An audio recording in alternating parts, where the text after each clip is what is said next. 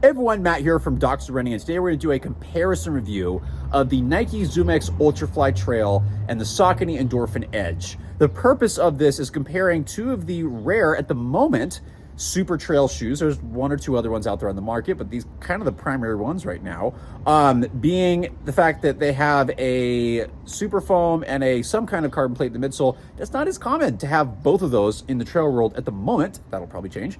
But I just wanted to give you a comparison because some people might be asking, are either one of these appropriate? How are they similar? How are they different? Both of them have the ability to do training. Both of them have the ability to do racing. They're going to be able to fit different needs though. So again, the purpose is to figure out, are these shoes even appropriate for you as an individual, and how do they differ, and how might you choose one versus the other? So let's get into this. Spec-wise, I'm going to start with the Saucony Endorphin Edge.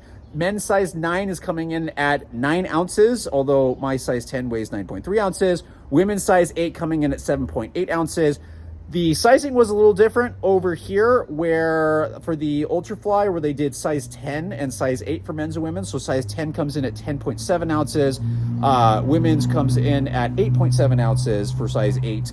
The stack height's a little more over here. So the Ultrafly has a 38.5 millimeter in the heel and a 30 millimeter in the forefoot for an 8.5 millimeter drop. Edge is a little lower with a 36 millimeter heel and a 30 millimeter forefoot for a 6 millimeter drop. So just a little bit more on over here. Like I said, ZoomX over here with a fabric kind of mesh around it to protect it. The Endorphin Edge, has exposed power and PB. There is a carbon fly plate in the Ultrafly. There is a Carbitex carbon-ish plate in the Endorphin Edge. So similar setup, but weight-wise, again, 10.7 ounces for men's size 10 in the Ultrafly. My size 10 over here weighs 9.2 ounces. So about an ounce and a half lighter in the Endorphin Edge. That does influence some of the performance that I'll talk about. But I think overall, we got to start with the fit, because the fit is the biggest thing that some people will notice, where, yes, you can see the Endorphin Edge looks quite a bit wider. I do have a surprising amount of room to spread my toes out in the forefoot, but the thin mesh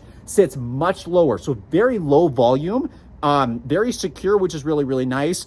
Midfoot and heel have a decent amount of room, but not too much. It's like normal, almost slightly snug.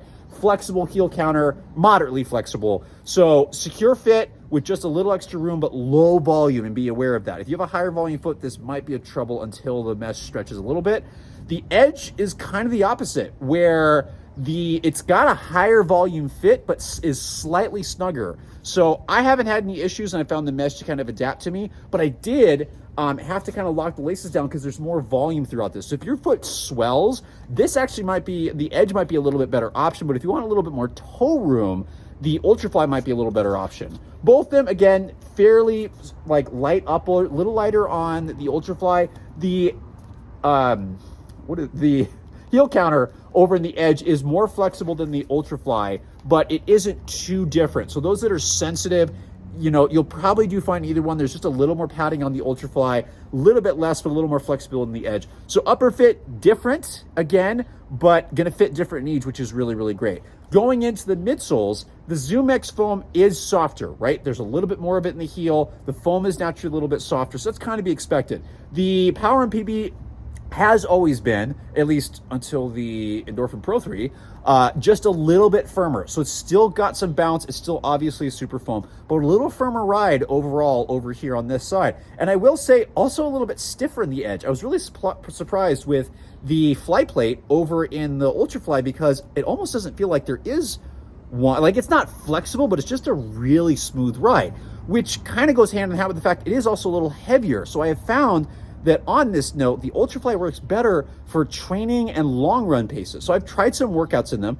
They're fine. I think it's because of the ZoomX, but kind of longer stuff, like longer fast efforts, not really my thing. Much more like hey, I'm going maybe a little up tempo. I'm doing a longer effort. Feels good for longer runs, which makes sense. This would be an ultra marathon racing shoe. It's done very well for that purpose. I would not use it for anything shorter than probably maybe a half marathon, or even a trail, maybe. I'd probably use it for a trail marathon, but anything below that, and if I'm wanting some speed, the Ultrafly probably isn't gonna be the best option, whereas the Edge, being so much lighter, and it feels a little stiffer and more snappy, this is a shoe I'm going to take for more speed.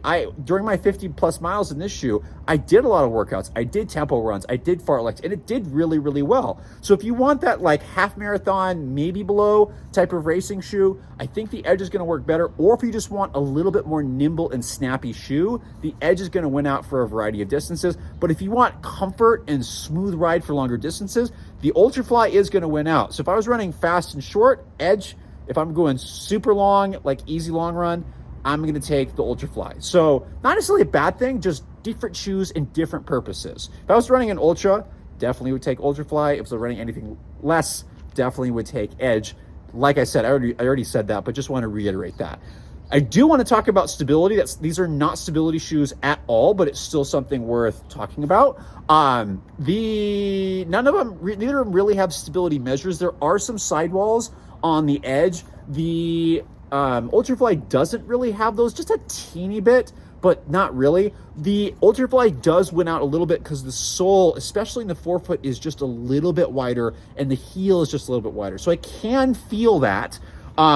Edge has done me just fine. It's just it's a little bit more narrow platform compared to the Ultrafly, although the midfoot tapers really quick. So I tend to have I need a little bit of help in the heel. Midfoot I've actually been okay on recently, but neither one are stability shoes. There's just a little bit more sole flare in the Ultrafly, which if you need that, you're gonna like that a little more. If you don't like sole flare, the Edge is gonna work better. And my final piece is about terrain. So the Ultrafly, while I've used both these for plenty of road and plenty of trail, Ultrafly tends to do a little bit better on smoother surfaces and road. Again, lugs, it's great durability, 50 miles, barely anywhere over here, even with a lot of road. But traction-wise, when it starts to get very muddy, when it starts to get like softer sand, which I have over here in Monrovia on the trails here, it doesn't always do quite as well. It does fine, but the slightly deeper lugs of the Edge do a little better for aggressive terrain. So if you need a little bit more grip, I'm probably going to go with the Edge. If you are on a variety of surfaces, including some road, including, some smoother trails, Ultrafly might be a little bit better choice, but that's again to depend on you. So both great shoes. Obviously, Ultrafly is much more expensive at $250 per my understanding. But both super trail shoes, if that's something you're looking for. If you want ZoomX on the trail, you're going to get it. If you're expecting a Vaporfly on the trail, you are not going to get that, right? So, and we already kind of saw that with some of the trail stuff with the Endorphin Edge. Not nearly as light as, say, an Endorphin Pro, but it's much more rugged. So it makes sense, but just a little bit more weight over here. So again, both good shoes. Both shoes, if you want these kind of materials for the trail, both worth looking at. But which one's going to work better for you is going to depend on what you're looking for, because they are different shoes. So hope that was helpful. Hopes that kind of helps you figure out whether either and or both or neither of these shoes are going to work for you. We're going to have more comparison and more videos soon. Check back. Hope these are helpful as always, and we really appreciate you watching.